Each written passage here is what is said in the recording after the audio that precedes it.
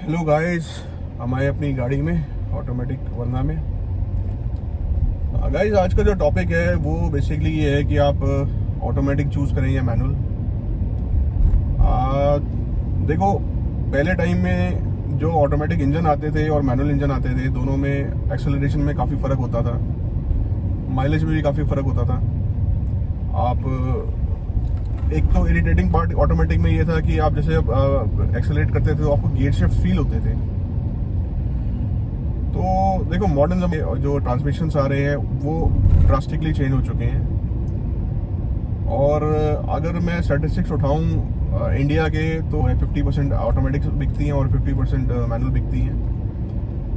और world wide उठाऊं, मतलब as in की बाकी कंट्रीज़ में, तो मतलब मैंने जितना भी देखा है तो वो ये देखा है कि 80 to 90% ऑटोमेटिक्स ही चलती हैं, मैनुअल नहीं चलती है।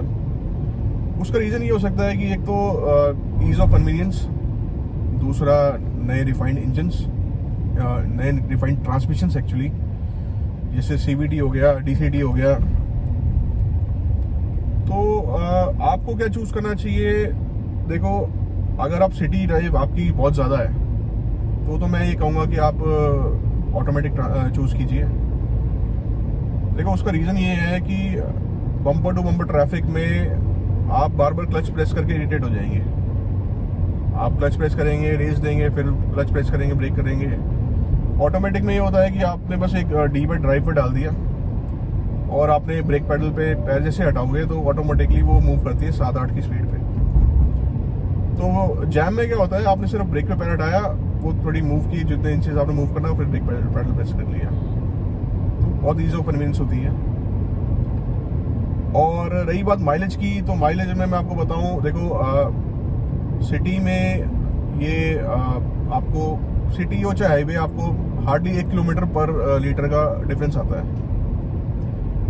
जैसे बात करूं, अगर आप सिटी में ट्रैवल कर रहे हो, आपकी गाड़ी अगर 11-12 की एवरेज दे रही है तो वो 1 किलोमीटर कम दे देगी।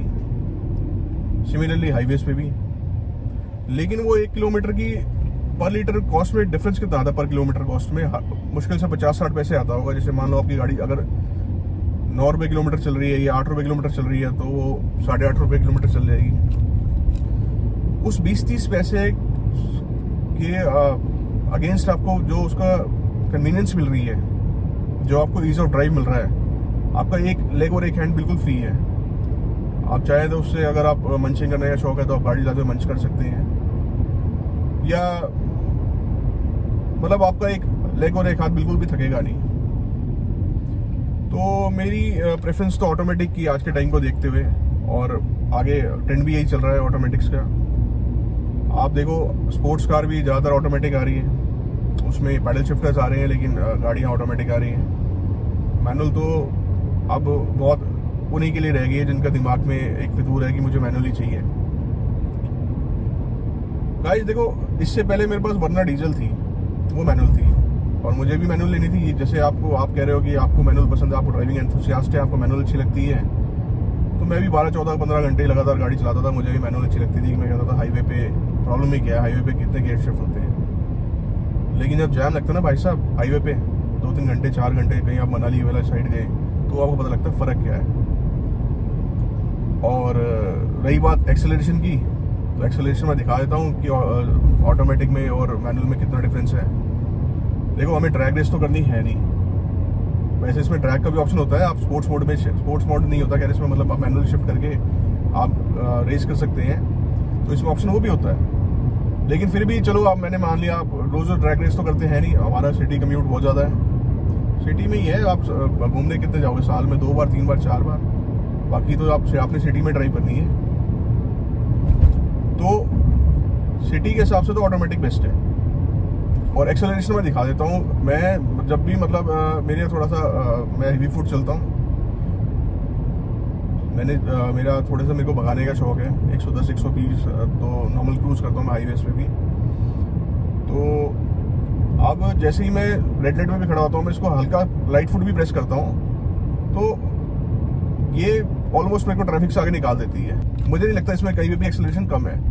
एक्सेलरेशन मेरे को मतलब अच्छा ही लगता है। ऐसा मेरे को, जैसे मैं पहले वरना डीजल में रेड लाइट पे मैंने रेस देता था, सिमिलरली मैं इसमें देता हूँ और इसमें भी मेरे को सबसे आगे निकाल देती है ये, मेरे को ऐसे रियर व्यू मिरर देखता है सारे पीछे, काफ़ी पीछे रह गए हैं। तो सेम ऐसा मुझे तो कुछ ऐसा लगा नहीं कि ऑटोमेटिक और मैनुअल में एक्सेलरेशन में डिफरेंस होता है।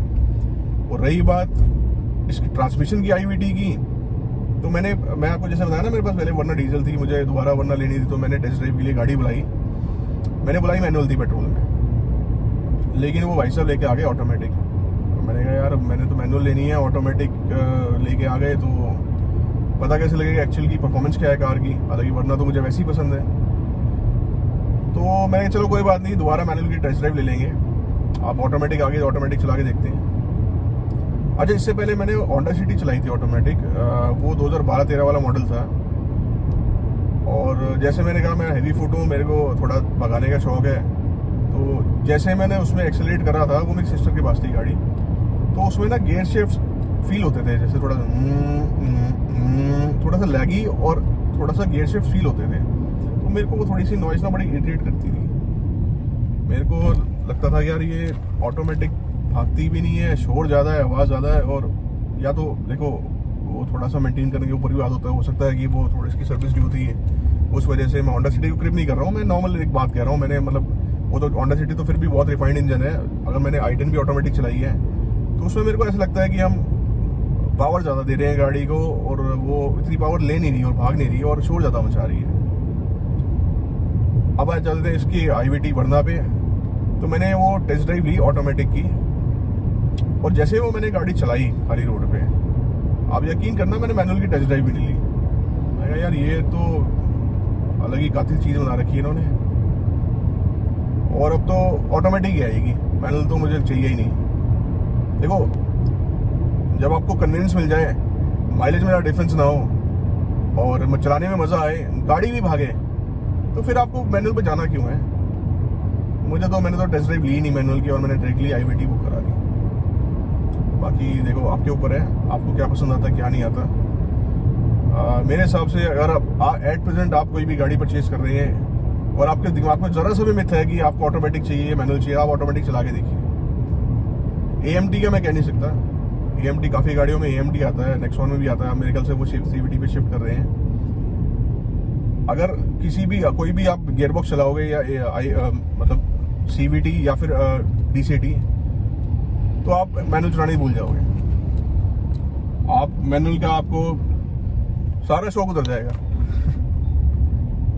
तो अभी मैं आपको एक्सेलरेशन टेस्ट दिखाता हूँ। मैं बेसिकली गाड़ी भगा तो नहीं रहा हूँ, मैं कहीं जा रहा था और मैं हाईवे पे भी नहीं हूँ, तो मैं आपको 0 to 80 दिखा दूंगा, ये 0 to 100 दिखा दूंगा, ट्रैफिक नहीं हुआ तो आपको थोड़ा सा आइडिया लग जाएगा कि आपको गियर शिफ्ट फील हो रहे हैं या फिर गाड़ी कम भाग रही है, क्या भाग रही है, या एवरेज क्या दे रही है। मैं आपको अभी एक्सेलरेशन टेस्ट करके दिखाता हूँ। ये गाड़ी खड़ी है, 0 पे है, RPM देखो 0.7 है, और आप कहो कभी मैं हैवी एक्सेलेट कर रहा हूँ, मैं एक्सेलेट भी ज़्यादा नहीं करूँगा इसको।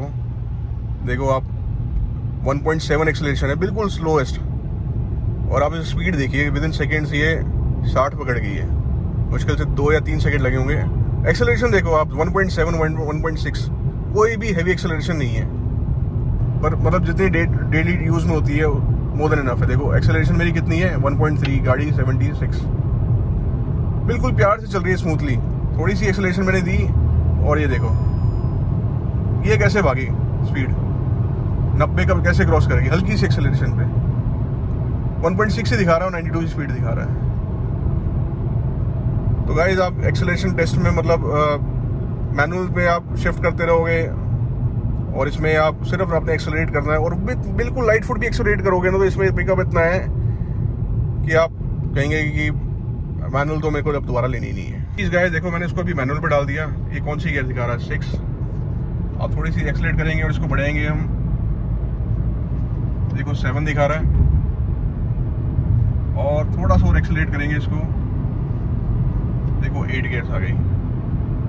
तो इसका मतलब IVT में आपको एवरेज बढ़ाने के लिए, अब इसको ड्राइव पर डाल देते हैं, तो इसका मतलब क्या है कि एवरेज बढ़ाने के लिए आपको IVT में आइडल RPM पे रखने के लिए इसमें 8 गियर्स दिए हुए हैं, मैनुअल में 6 है सर। तो आप कैसे कह सकते हैं कि इसको हाई स्पीड पे ऑटोमेटिक जो है वो ज़्यादा पेट्रोल पिएगी। आइडल RPM देखिए ना, 1.3 रहेगा, 1.2 रहेगा, आपकी 100 की स्पीड पे, 110 की स्पीड पे, और उसमें मैनुअल में 6 गियर है, इसमें 8 है। तो ऑटोमेटिकली हाई स्पीड पे भी ये ज़्यादा एवरेज निकालेगी ऑटोमेटिक।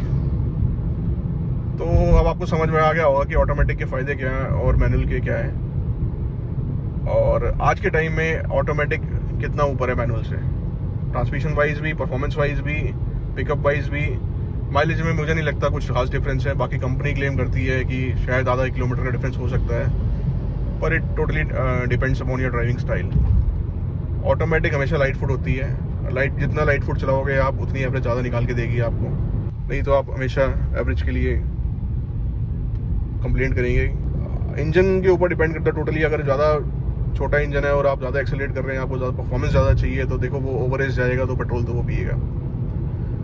और वरना कि 1.5 लीटर का इंजन है, इसको आप देखो, अगर नॉर्मल पिकअप के हिसाब से गाड़ी चलाओगे आप सिटी में, हाईवे पे आप नॉर्मल चलाओगे, नॉर्मल में भी अच्छा, इसको एक एक्सेलरेशन बहुत अच्छा है। अगर आप लाइट फुट भी चलाते हो तो बहुत अच्छा है, तो ये एवरेज आराम से दे देगी। लेकिन एक होता है कि पीठ रख के बैठ जाओ एक्सेलरेटर पे और देखो कहाँ तक ड्रैग करनी, कितनी करनी है, देखो वो उस टाइम तो पेट्रोल पिएगी। तो गाइस देखो, ये आपको डिसाइड करना है कि आपको ऑटोमेटिक लेनी है, मैनुअल लेनी है। मैंने आपको दोनों का बता दिया है, प्लस पॉइंट माइनस पॉइंट। और आज के टाइम पे अगर आप देखोगे तो ऑटोमेटिक ही चल रही है। तो ये था गाइस थोड़ा सा सब्जेक्टिव टॉपिक। आपको ऑटोमेटिक लेनी चाहिए, मैनुअल। मेरी प्रेफरेंस तो हमेशा से अब ऑटोमेटिक रहेगी आफ्टर दिस परचेज। पहले मैं भी बायस था। तो गाइज होपफुली आपको बात समझ में आई होगी, और थोड़ा सा आपका डाउट भी क्लियर हुआ होगा कि आपको क्या लेना चाहिए क्या नहीं। अगर आपको इन्फॉर्मेशन अच्छी लगी हो तो do like, comment and subscribe. Guys अब सब्सक्राइब नहीं करते, सब्सक्राइब करो, इन्फॉर्मेशन लो, तभी मैं आपको, अभी आप जैसे ही आप लॉग इन करोगे यूट्यूब पे तभी तो आप वीडियोस ऊपर आएंगी, नहीं तो फिर आपको सर्च करना पड़ेगा और आप भूल जाओगे। मैं बता रहा हूँ, काम की बात बता रहा हूँ मैं आपको। सब्सक्राइब कीजिए प्लीज़, थैंक यू।